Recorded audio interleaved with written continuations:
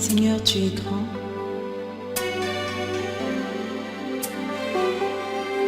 Tu es tout-puissant. Tous les autres dieux sont des faux dieux. Ils viendront tous se prosterner devant toi pour reconnaître ta puissance, pour reconnaître ta majesté, pour reconnaître ta splendeur, mon Dieu. Sois béni, Seigneur, parce que tu es grand. Donne-nous de contempler ta grandeur chaque jour.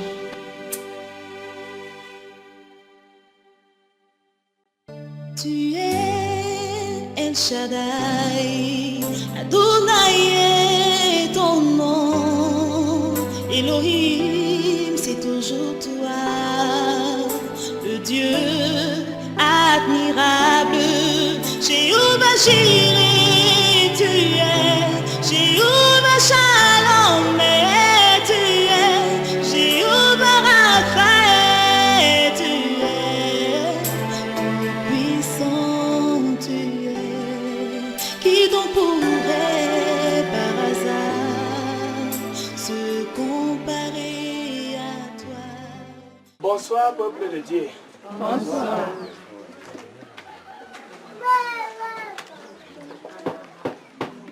C'est une grâce pour moi de me tenir devant vous ce soir. En tant que Sophonie Blaise Kebango, je me nomme esclave amoureux de Jésus. Esclave amoureux de Jésus. Je ne prends pas le nom de serviteur parce qu'un serviteur peut renoncer à son maître. Un serviteur peut dire Seigneur, je ne te sais plus. Mais un esclave est destiné à servir, qu'il le veuille ou pas. C'est pourquoi je fais parfois des prières qui paraissent fous pour d'autres. Il dit parfois, Dieu, oblige-moi à t'adorer. Oblige-moi à te servir. L'erreur que Satan a fait, c'est de permettre que je devienne esclave de Jésus.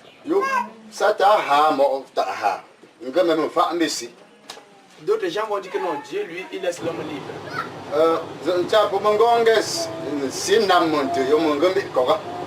Mais je vais nous dire que chaque loi a une exception. L'exception n'exclut pas la loi. Je suis esclave de Jésus. De même qu'il a obligé Jonas, il m'oblige aussi. Je sais que par son amour, nous atteindrons le but. Amen. Je n'ai pas grand chose à nous donner, frère. Je dis encore que je suis tellement content d'être celui-là qu'on a choisi pour nous donner quelque chose. Parce que c'est pas n'importe qui le mérite. Je suis vraiment content. Je n'ai pas de philosophie à nous donner. Je n'ai pas été beaucoup à l'école. Ne vous inquiétez pas peut-être de mon langage qui serait peut-être barbare. Prêtez plutôt attention au message qui est caché derrière. Amen. Le message que Dieu me met à cœur ce jour. Hébreux chapitre 11. Le verset 1. Je vais lire pour vous. Or, la foi est une ferme assurance des choses qu'on espère et une démonstration de celles qu'on ne voit pas. Or, la foi c'est une ferme assurance des choses qu'on espère et une démonstration de celles qu'on ne voit pas. Amen. Amen. Voilà le message qu'on aura ce soir. Je l'ai intitulé La puissance de la foi. La puissance de la foi. Amen. Amen. Au début, je nous ai dit que je m'appelais Keban Sophonie Blaise, esclave amoureux de Jésus. Mais toi, Sophonie Blaise pour Jésus Christ. Amen. L'autre gens ont dit, il fait que l'église est... Je suis frère Sophonie Blaise, je ne suis pas pasteur, je suis un frère, comme toi et moi. J'ai porté la veste. Même pas faire. Je sais que ma pasteur, mais pas faire. Et comme je suis venu le premier, j'ai bousculé la chaise qui Amen. Amen. Je suis chrétien à l'église évangélique du Cameroun. Même pas chrétien protestant. Tu es aussi protestant. Je vais beaucoup plus à l'est. Même pas Tampa. Vous êtes est de toi. J'ai fait presque 1 mois et demi là-bas. Et je ne savais pas que je devais être ici aujourd'hui. Mais gloire soit rendue à Dieu. Avant-hier, on nous a donné 3 jours de repos.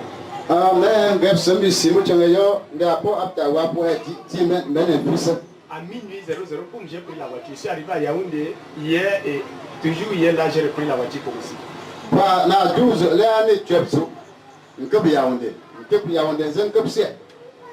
Ce qui a fait que je sois ici. Donc après ceci, me voilà à route qui retourne. Pour arriver à l'est demain. Amen. Amen. Le titre de notre enseignement, c'est la foi. Qu'est-ce que la foi? Qu'est-ce que la foi? C'est quoi la foi? Les gens disent parfois que c'est la foi de chacun qui le sauve. C'est la foi qui sauve. Ce n'est pas l'église qui sauve. C'est la foi qui sauve. C'est bon, c'est la foi qui sauve. Mais je dirais, c'est archi faux. Ce n'est pas la foi qui sauve, mais c'est la foi en Jésus-Christ qui sauve. D'autres fois peuvent guérir. D'autres fois peuvent te donner de dominer les autres. Mais la seule foi qui sauve, qui donne le salut, c'est la foi en Jésus-Christ. Amen. Amen. La Bible dit que la foi, c'est une ferme assurance. Une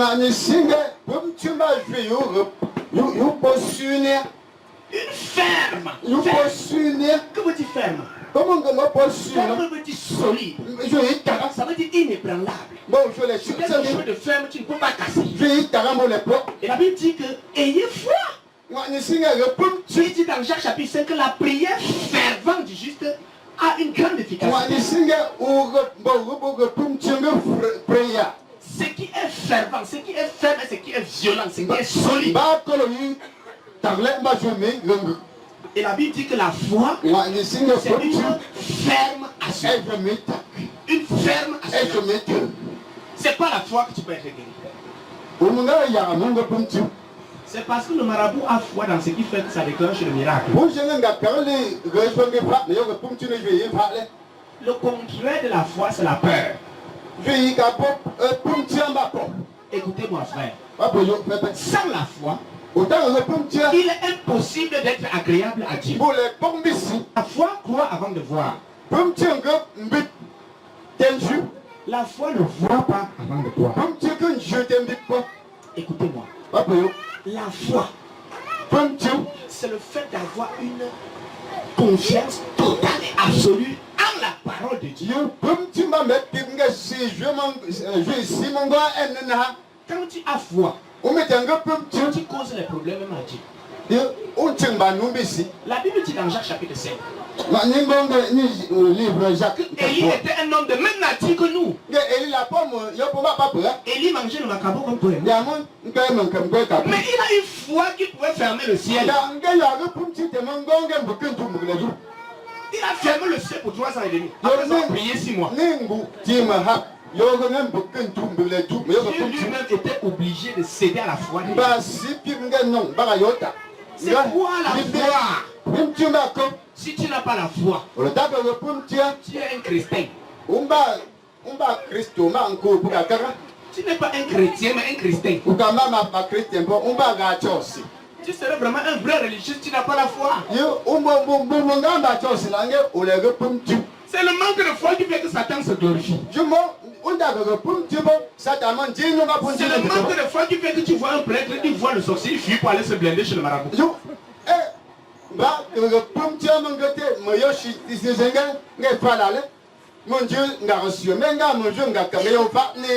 J'ai vu un pasteur qui s'est rencontré chez un marabout à Bamenda avec sa fidèle, son ancien.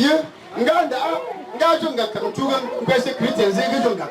il était assis sur la pierre à sa personne, le marabout le lavait, son ancien était déjà à son tour.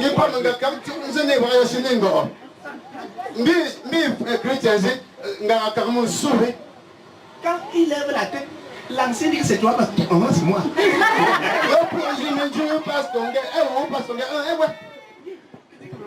Le travail que nous faisons là, c'est très bien. Et quand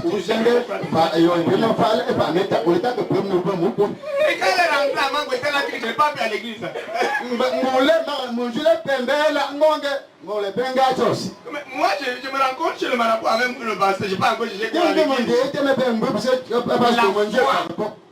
Avoir foi signifie quoi? C'est rester ferme sur quelque chose. Chaque personne devrait avoir l'objet de sa foi. L'objet de ta foi. Si tu crois que si je le jette comme si, ça te touche, ça va te guérir. Il te sera fait selon ta foi. Mais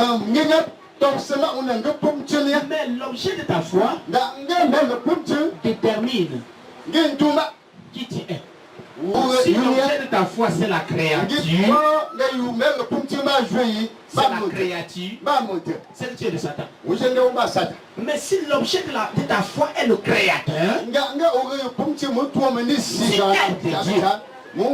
tu es de Dieu, c'est l'objet de ta foi qui détermine ta grandeur. Amen. Peut-être vous ne me comprenez pas. C'est Dieu, n'est-ce pas? Mais si tu réussis à comprendre ça, tu verras le miracle là-bas. Tu verras le miracle là-bas. Pas parce que tu as prié, hein, mais parce que tu as eu simplement foi. Simplement foi. Jésus lui-même n'a pas été capable de guérir les gens dans sa vie natale parce qu'il n'avait pas foi. Ils n'ont pas eu foi. Je vais nous dire ce que c'est que la foi par cette histoire. Ce que c'est que la foi par cette histoire.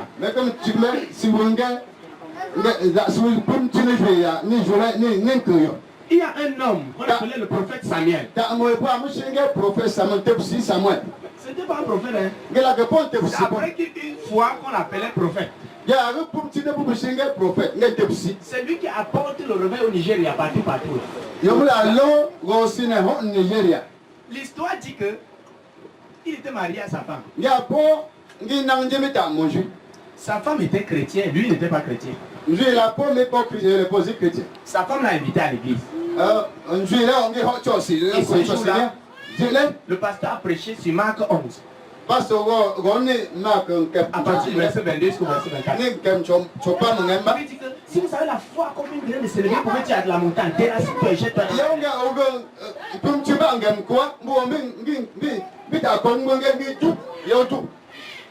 Et quand l'homme de Dieu a prêché ce jour-là, Samuel était content. Il était content, c'est sa première fois aller à l'église. Vous savez pourquoi il était content? Parce que son père avait 15 femmes. Et Amoureux, il a départagé les biens qu'il avait à tous ses enfants. Le seul bien qu'il avait, c'était le terrain. Et on a donné le terrain de Samuel. Le terrain de Samuel, c'était autour de 10 mètres carrés de surface. Et le derrière, ce n'était rien que les cailloux. Une montagne de cailloux. Il 100 mètres carrés. C'était des cailloux, comme le mont que tu vois à quelqu'un là. Et il a construit une chambre et un salon sur les 10 mètres carrés qu'il avait.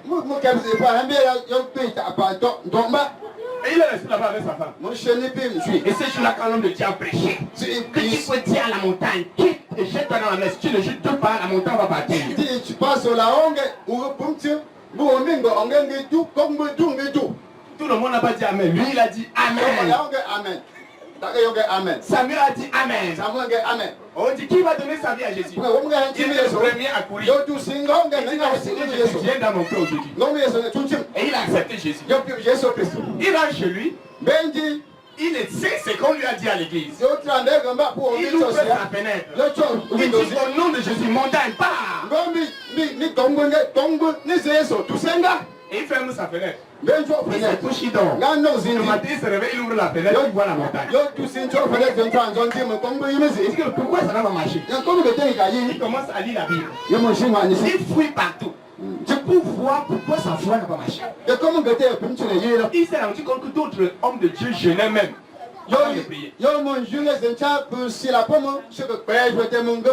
Il a jeûné. Il ouvre la fenêtre. Il dit montagne.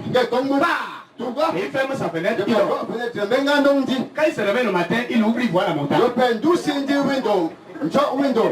ne s'est pas découragé. On dit bien une ferme assurance. Il était sûr que ça va partir. Il a continué à chercher. Samuel ne partait plus au travail. Parce qu'il jeûnait et priait pour que la montagne parte. Sa femme a commencé à avoir peur. Mon mari est devenu fou. Elle appelle les membres de la famille. On ne comprend plus Samuel. On appelle à l'église pour lui, c'est le grand frère de ça. Regardez ses barbes, il ne court même plus. Il est toujours dans la chambre où il prier que la montagne va partir. Elle allait voir le pasteur. Pasteur, pardon, viens parler à mon père.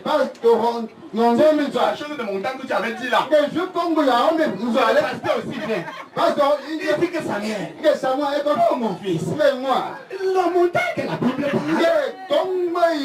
parle, c'est la montagne spirituelle. Ce sont des choses qui peuvent te bloquer, que tu pries et que Dieu il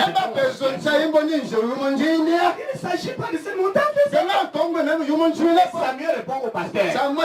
Pasteur, ce n'est pas toi qui as écrit la Bible.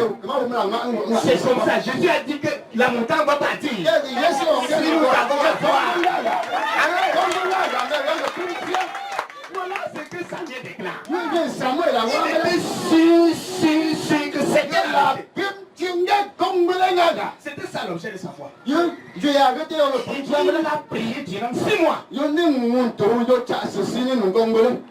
Un jour. Parce que tout le monde savait qu'il était fou. Un jour, le gars chez lui, il dort. Il lit la Bible, il dort. Et c'est dit, la montagne, tu vas partir. La montagne va partir. Il entend boum dehors. Il voit des gens en costume sortir. Il dit qu'il a eu peur que ce sont des gens qui venaient l'arrêter pour aller le garder dans la ville des fous. Parce qu'on savait qu'il était fou. Il avait peur. Et quand ils sont dit, quel est le propriétaire de cette maison? Il dit, c'est moi, monsieur, c'est moi. Il dit, voilà, compte tenu de nos investigations, nous sommes une compagnie ferroviaire et nous voulons tracer une des chemins de fer qui doit passer au Nigeria. Et ça va passer par derrière votre maison. Et cette montagne sera rasée, mais sera vous dédommagée.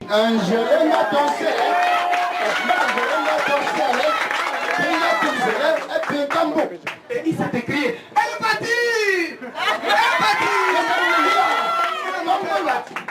La montagne est partie. Il a dit à sa femme, moi j'ai foi. Après 1 an, 6 mois de prière, c'est la même chose que Élie avait. Il a prié durant 6 mois. Ces choses puissantes se sont passées. Dieu a fermé le ciel 3 ans. Nous devons avoir foi. La Bible dit que c'est une ferme assurance. Une ferme assurance. Personne ne devrait te convaincre le concret de l'objet de ta foi. Même ta pensée ne devrait pas te convaincre le contraire. C'est ça et c'est ça, je sais que c'est ça et c'est ça. Personne ne va m'arracher cela de la tête. Même pas moi-même. C'est une ferme assurance. Une assurance inébranlable. Une assurance qui ne peut pas. Vous savez pourquoi on appelait prophète Samuel? Après ce miracle-là, le gars a cru que non, même les morts vont ressusciter. Il a pris son vélo. 1, 2, 1, 2. Il marchait au niveau de là où il y a le deuil. Il arrive là où il y a le deuil, il trouve un petit garçon qui était mort. Il vient bousculer les gens. On dit, c'est le fou qui était de l'autre côté là-bas. Il dit, reculez-vous. Il va ressusciter. Le père commence à prier. Il prie. Depuis quelques 19 heures, l'enfant n'a pas ressuscité. On a donc appelé la police. On a dit à la police qu'il y a un type ici là qui trouble le deuil. Il faudrait que vous veniez l'arrêter pour l'enfant. Le gars était dedans rien qu'avec la mère de la fille et ses soeurs. Il dit que Jésus, avant de réveiller l'enfant, avait chassé tout le monde. Les